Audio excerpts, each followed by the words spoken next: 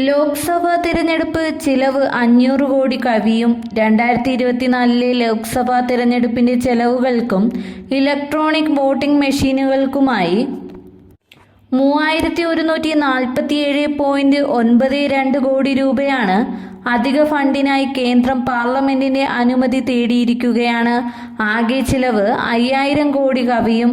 3147.92 കോടി രൂപ തിരഞ്ഞെടുപ്പുമായി ബന്ധപ്പെട്ട് ചെലവുകൾക്കായി നിയമ മന്ത്രാലയത്തിനും 73.67 കോടി രൂപ ഭരണ ചെലവിനായി തിരഞ്ഞെടുപ്പ് കമ്മീഷനുമായിട്ടാണ് കണക്കാക്കിയിരിക്കുന്നത്.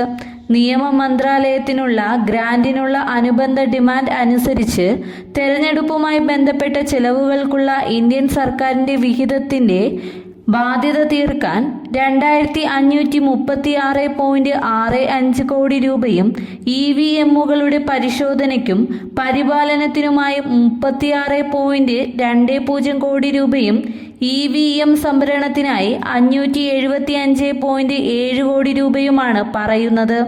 ഇത് പാർലമെന്റ് പാസാക്കി കഴിഞ്ഞാൽ ഇത് 2023-2024 ബഡ്ജറ്റ് എസ്റ്റിമേറ്റിൽ തെരഞ്ഞെടുപ്പുമായി ബന്ധപ്പെട്ട ചെലവുകൾക്കായി 2183.78 കോടി രൂപ നിയമ മന്ത്രാലയത്തിന് അനുവദിച്ച തുകയ്ക്ക് പുറമേ വരും. ഇത് ലോക്സഭാ തിരഞ്ഞെടുപ്പിലെ മൊത്തം നിർദ്ദിഷ്ട ചെലവ് 5331.7 കോടി രൂപയായി മാറും.